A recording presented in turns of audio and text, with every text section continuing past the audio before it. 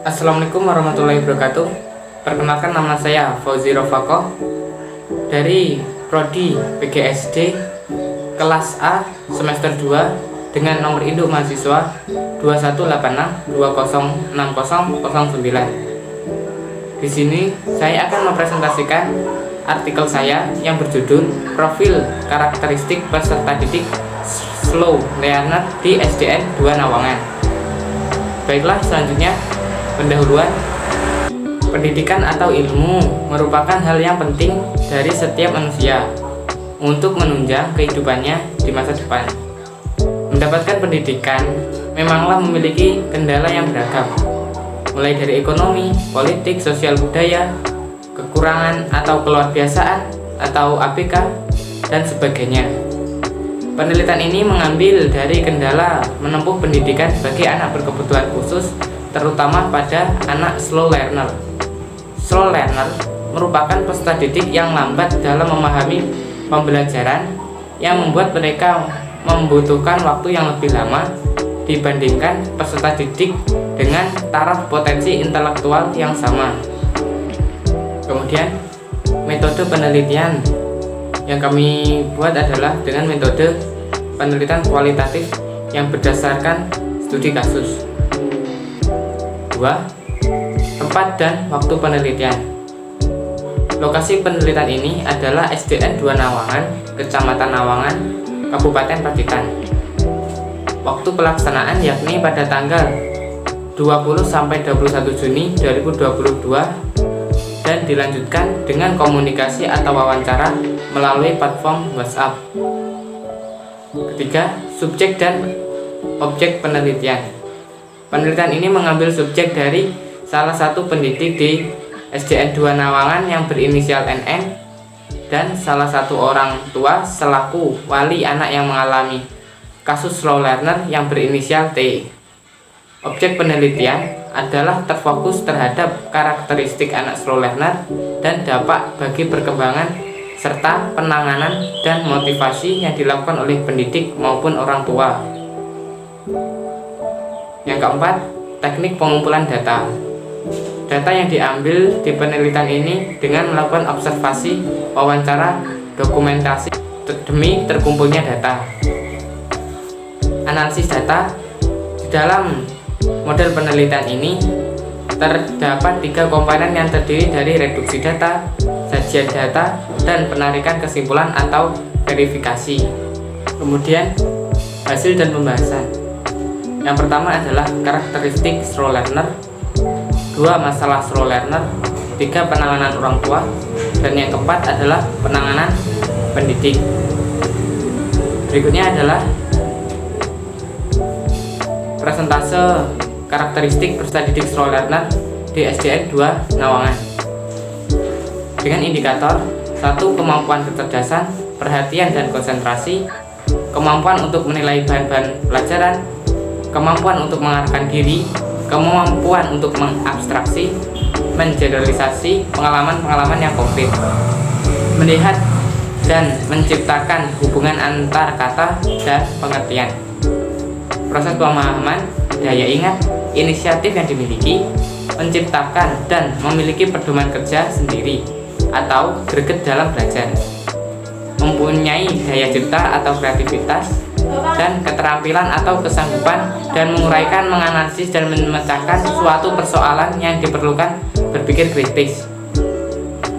Dari semua indikator ini memiliki 0% normal dan 75% bawah normal dan 25 persentase yang menunjukkan mereka memiliki karakteristik yang buruk. Yang pertama adalah karakteristik slow learner. 1. Dapat diartikan bahwa hasil dari penelitian tentang karakteristik peserta didik slow learner membuktikan bahwa peserta didik memiliki kemampuan kognitif yang rendah. 2. Peserta didik memiliki perhatian terhadap pembelajaran atau daya konsentrasi juga rendah. Mereka masih kesulitan dan tidak fokus pada yang diajarkan dan memiliki kesulitan dalam mengarahkan diri.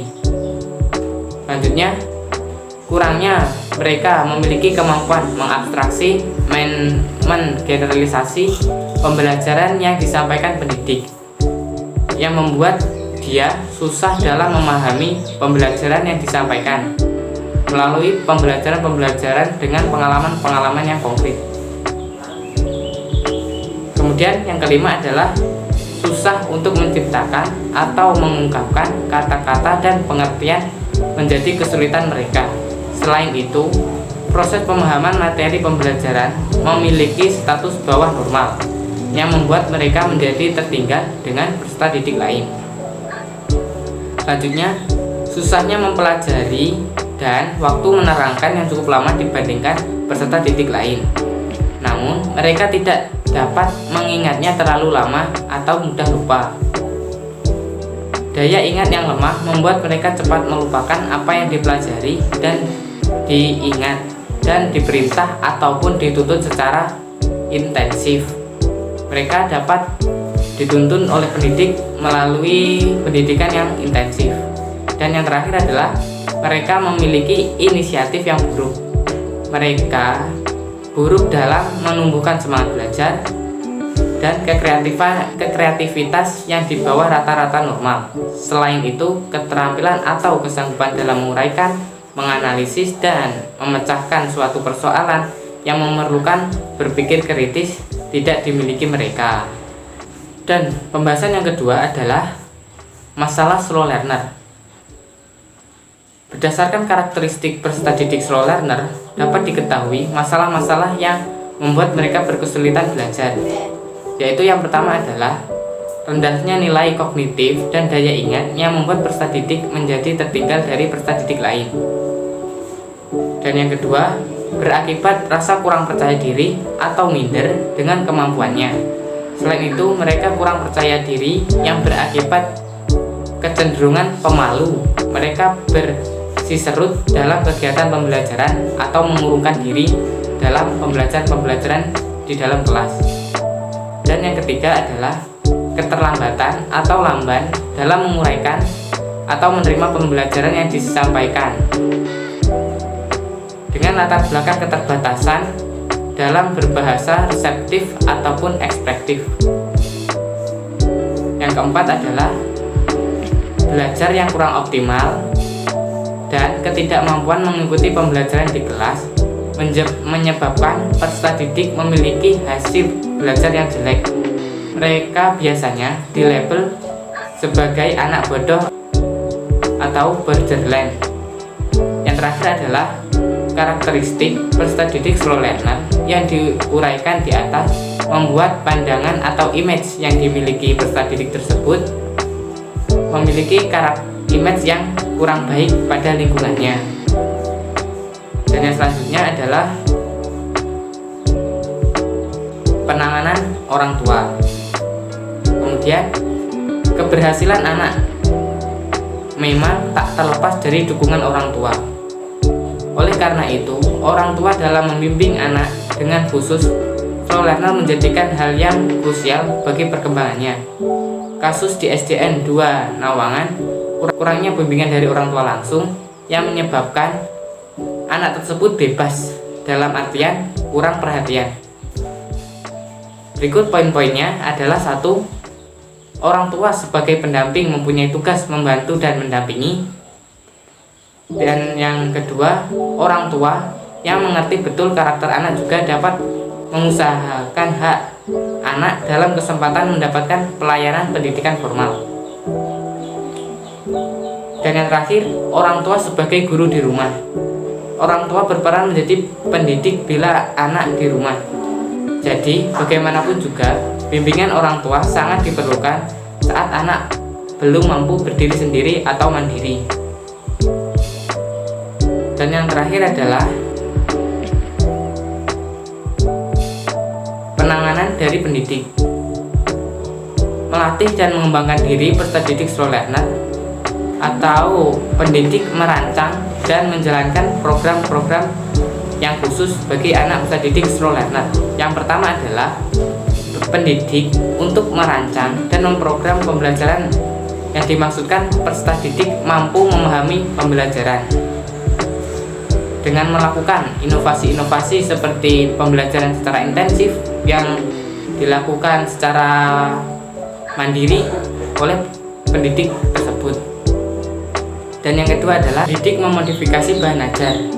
Hasil dari wawancara, pendidik mengajarkan pembelajaran yang sesuai dengan kurikulum sekolah seperti sekolah reguler biasanya, dengan cara mengajarkan secara intensif merupakan solusi dari pendidik. Kemudian guru melakukan evaluasi.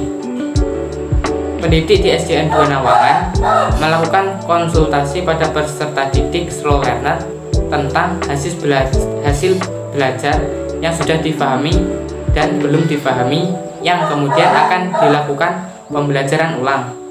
Hal tersebut dilakukan secara terstruktur pada waktu jam-jam kosong atau jam istirahat. Dan yang terakhir adalah memberikan motivasi agar anak lebih percaya diri, yang membuat dia semangat dalam meneruskan proses belajarnya, dan untuk mengarahkan diri anak tersebut menjadi anak yang kuat dan tidak minder, bahkan tidak menutup dirinya. Dan dari hasil motivasi tersebut,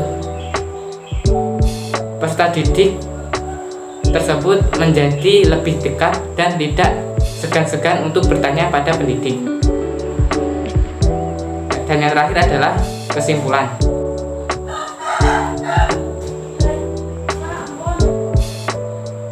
Dalam kesimpulan pertama, berdasarkan hasil dan pembahasan dari penelitian ini membuktikan karakter peserta didik slow learner memiliki kemampuan kognitif yang rendah. Peserta didik memiliki perhatian terhadap pembelajaran atau daya konsentrasi juga rendah dan kesulitan dalam mengarahkan diri. Peserta didik slow learner memiliki kemampuan mengabstraksi, mengeneralisasi pembelajaran yang membuat dia susah dalam memahami pembelajaran dan pengalaman-pengalaman yang konkret, serta susahnya menciptakan atau mengungkapkan kata. Peserta didik juga susah mempelajari pembelajaran yang berakibat dalam waktu pembelajaran yang cukup lama dibandingkan peserta didik yang lain. Dan yang terakhir, peserta didik harus diingatkan dan diperintah ataupun dia dituntun secara intensif dikarenakan mereka memiliki inisiatif dan semangat belajar yang buruk, dan kekreativitasan dan keterampilan ataupun kesanggupan dalam menguraikan, menganalisis, dan memecahkan suatu persoalan yang memerlukan berpikir kritis tidak dimiliki mereka. Dan yang kemudian adalah kesimpulan yang kedua, orang tua dan pendidik adalah dua unsur yang mempengaruhi hasil belajar anak slow learner. Mereka memiliki peranan yang sangat besar terhadap perkembangan diri anak. Metode dan inovasi pendidik dalam proses pembelajaran sangat dibutuhkan, terlebih orang tua yang memberikan dorongan atau motivasi yang berpengaruh terhadap masa depan mereka. Terima kasih atas perhatiannya. Sekian presentasi dari artikel saya yang berjudul Profil Karakteristik Peserta Didik Slow Learner di SDN 2 Nawangan untuk memenuhi tugas akhir pada mata kuliah manajemen kelas. Ada kurang lebihnya.